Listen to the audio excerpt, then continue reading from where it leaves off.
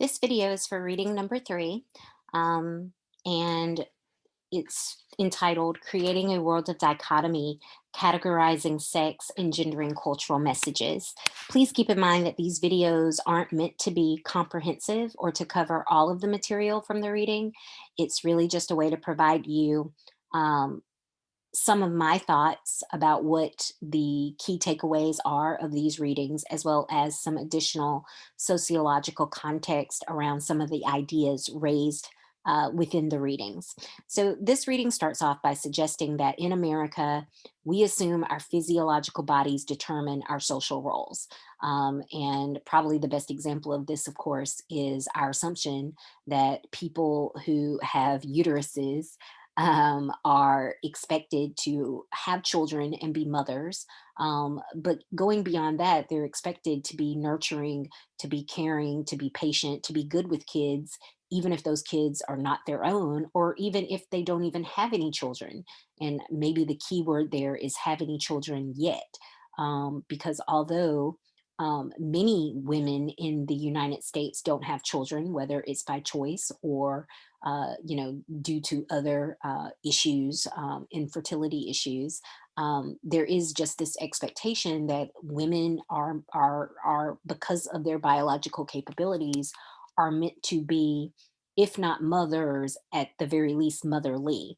And so this reading is arguing that cultural messages that form our gender rules and norms lead to gendered experiences of our body. And they call this embodied knowledge, like how we think about our body and what it's capable to do, what it's capable of doing, what it's meant to do, is shaped by these very gendered messages that we have received about what men and women's bodies are expected to be like, expected to do in our society.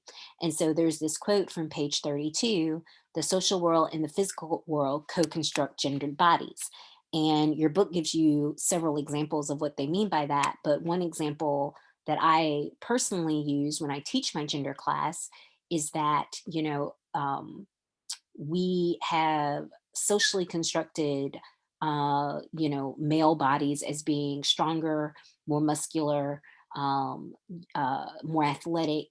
And although there obviously are some physical contributing factors um, to this expectation, right? That men have the ability, have the capacity to build more muscle. They do tend to build more muscle in their upper versus lower body.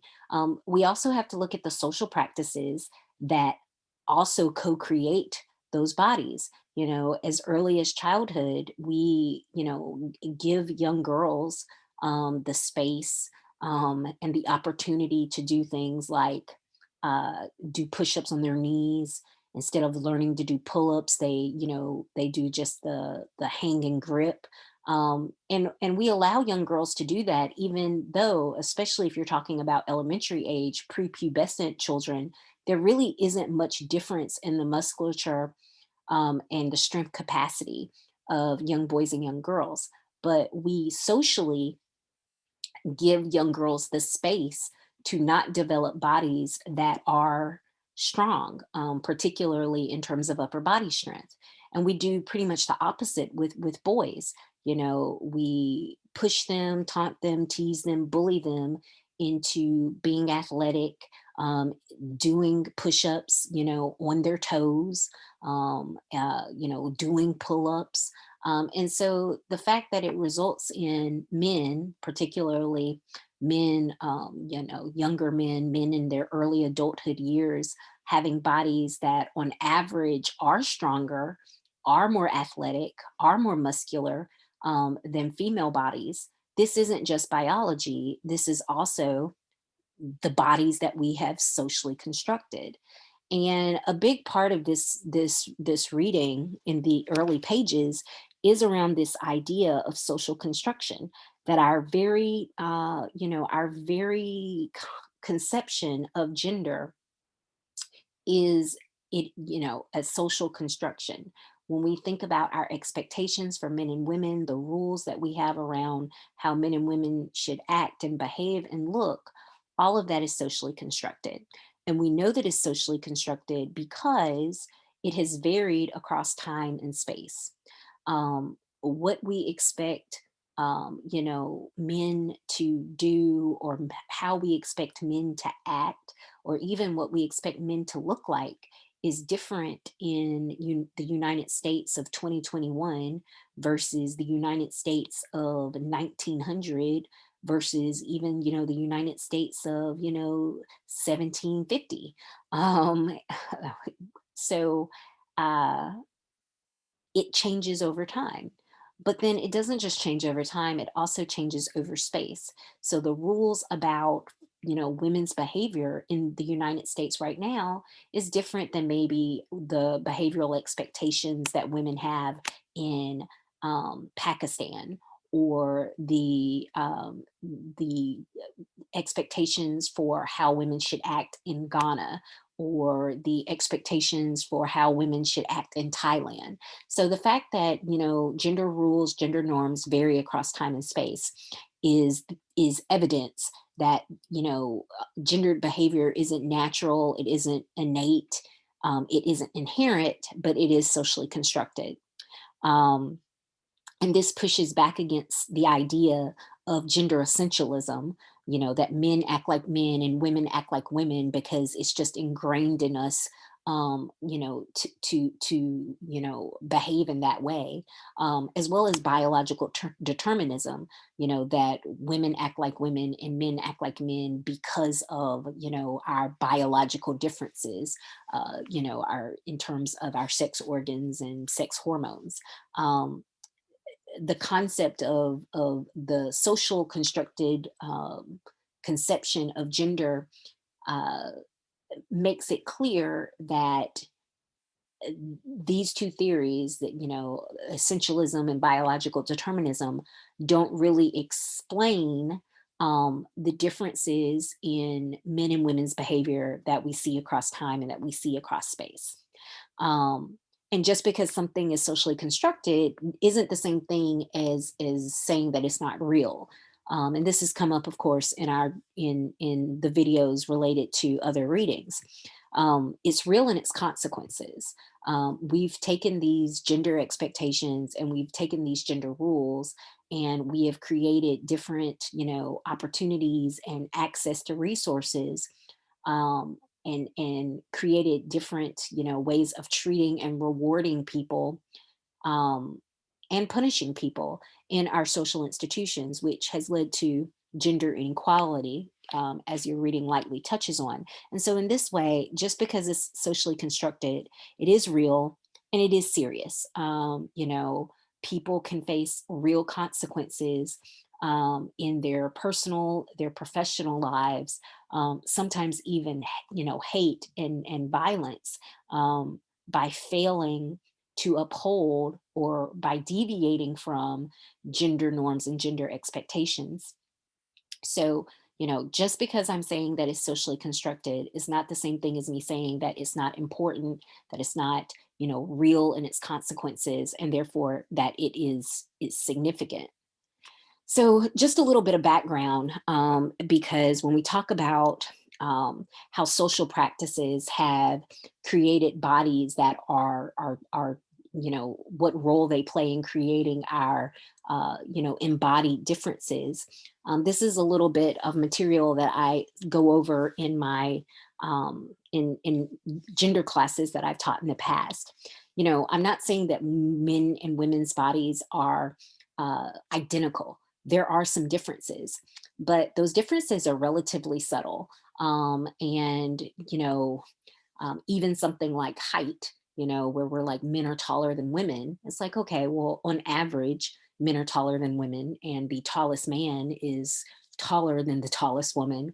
But, clearly there's a lot of overlap. There are women who are taller than men, men who are shorter than women. Um, and then there are some differences that we point to that seem a lot more significant than what they are, because of the social practices that we have developed and encouraged in our society to make it seem like we are more different than what we are. So, yes, because men tend to have more testosterone, when they go through puberty, they suddenly become significantly hairier, than most women. But most women are also hairier than what they present to the world, right? Between the shaving, and using the nair and waxing and threading and tweezing, that is why, women don't have a mustache. There are plenty of women out there that could probably grow a full mustache, if they drop the social practices.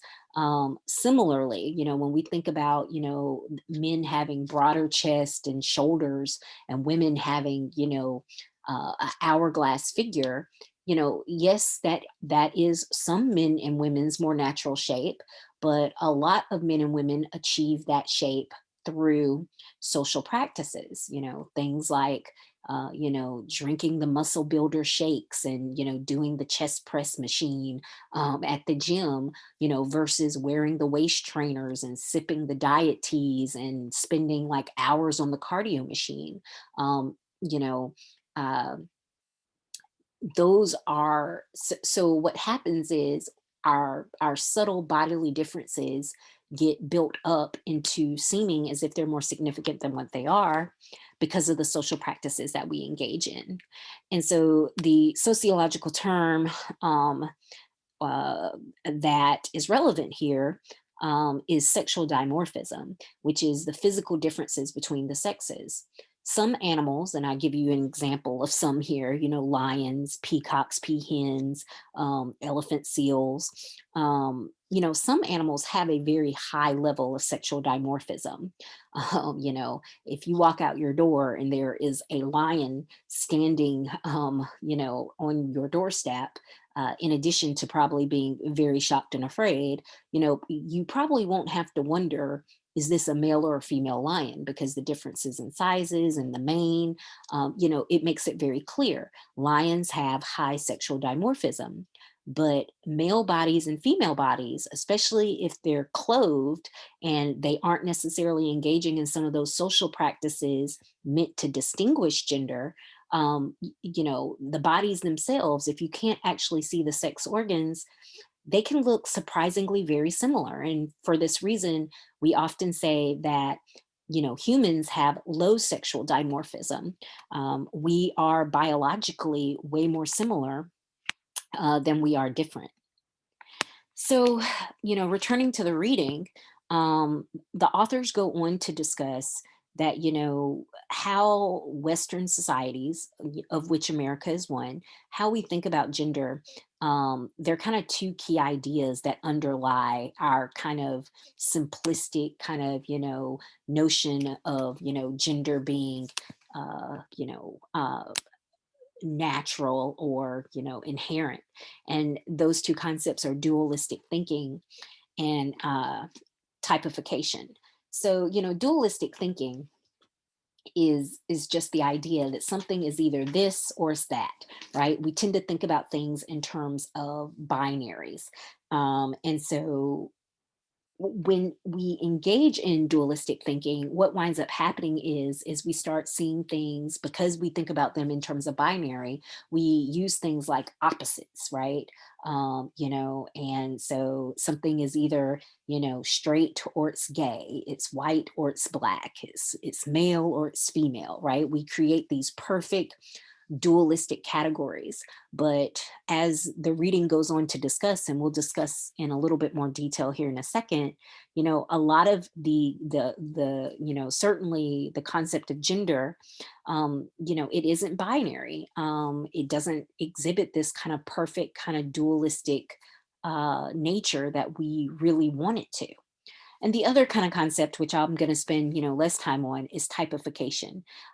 So going along with, the idea that we think about things in terms of binary, but then in addition to that, we think about those binary categories as being like a perfect type, as opposed to, once again, if it's this versus that, the this has no qualities that's shared by the that. We think about things in terms of being these really clear cut black or white types, ignoring the ways in which um, people can have overlapping qualities and characteristics that exist along a continuum, right? We think about things in terms of them being an ideal type. So, if I was to ask you to think about the stereotypical man, the stereotypical woman, you would probably describe them using that ideal type of language that would make them sound very, very different.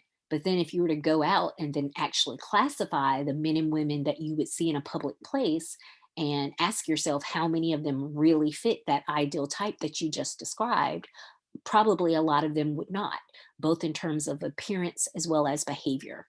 And so, what happens when we focus on, typical bodies and what they naturally do, um, is that we then start overlapping binaries, right? Where it's like, okay, well, if you're this, then you're that, and if you're this, then you're going to be this, and if you're that, you're going to be that.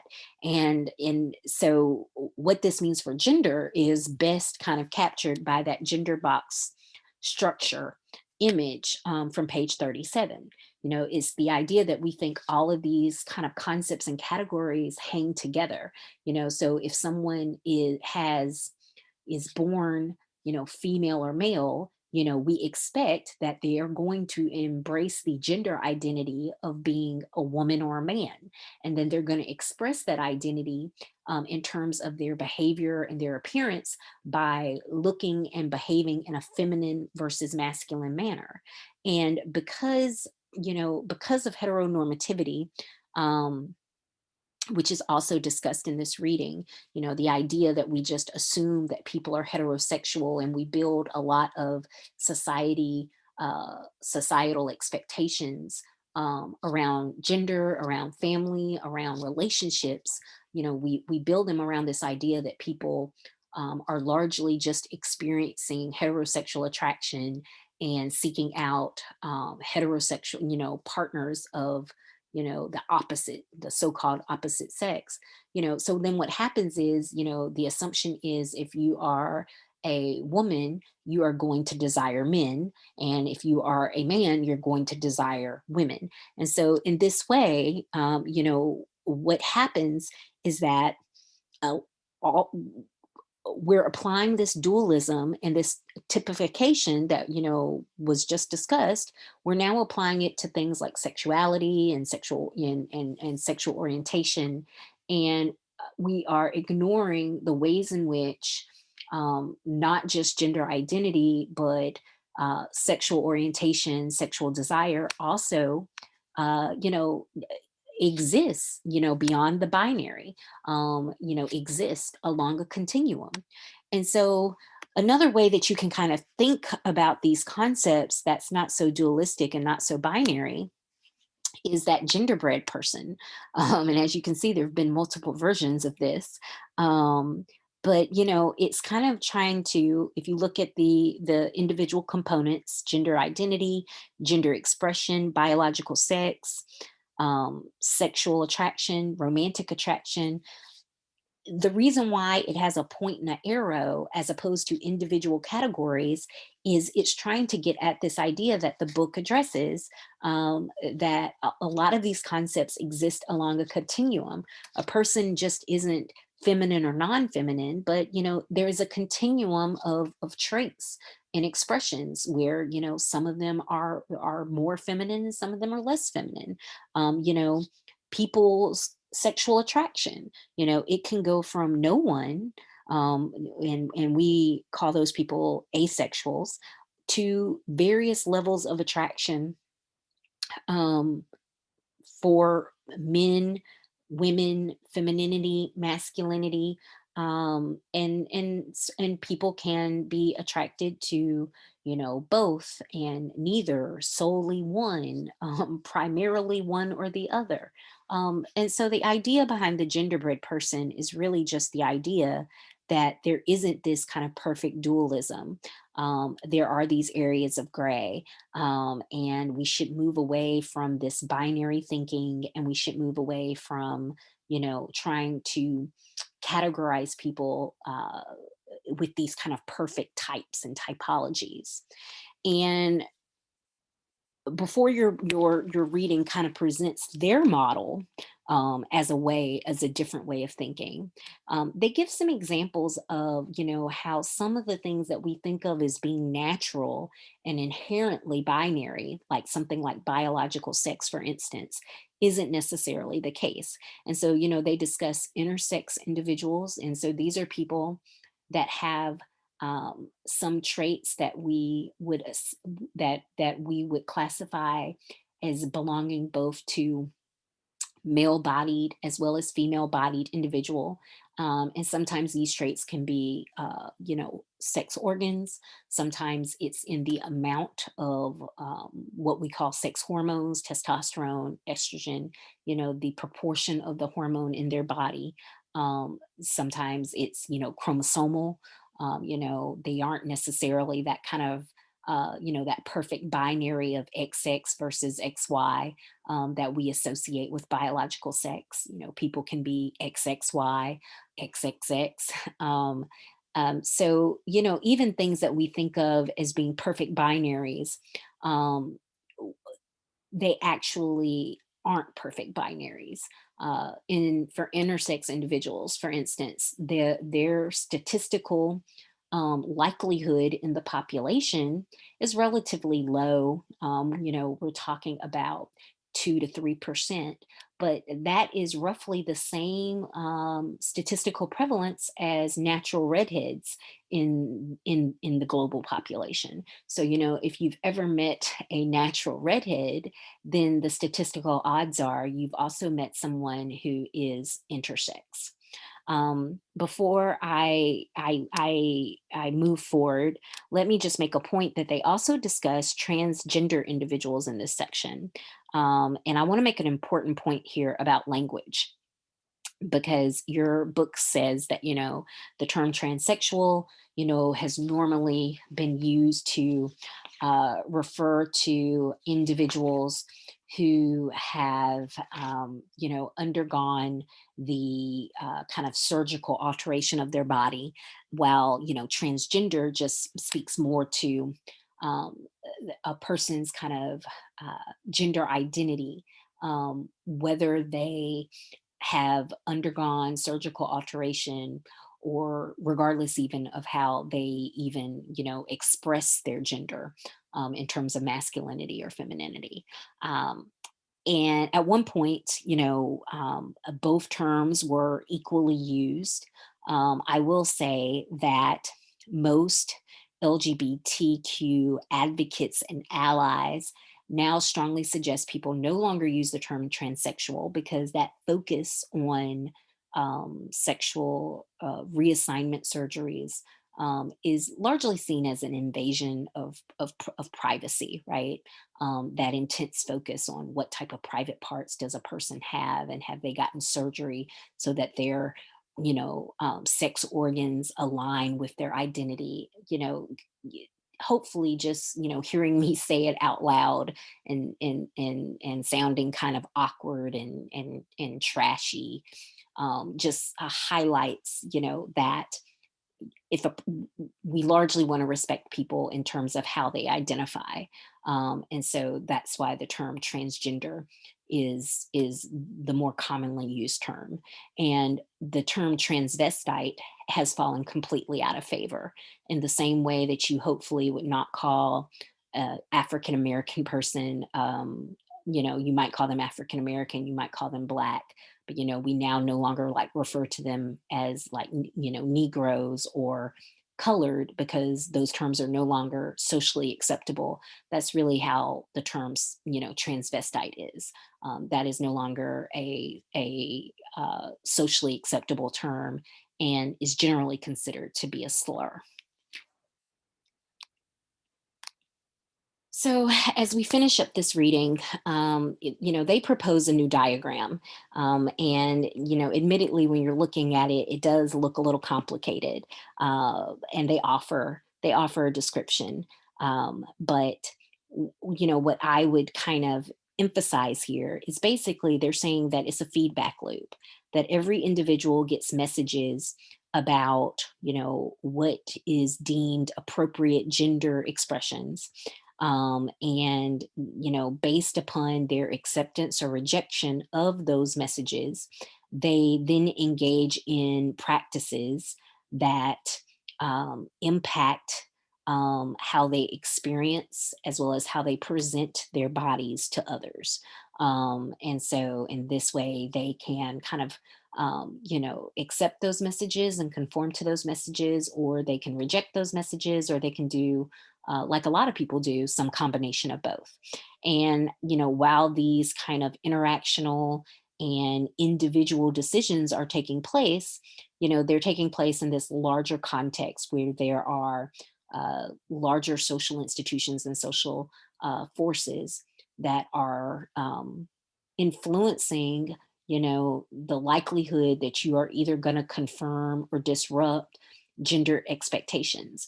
And you are being kind of controlled, policed, surveilled by these institutions as a way of encouraging you, usually to conform.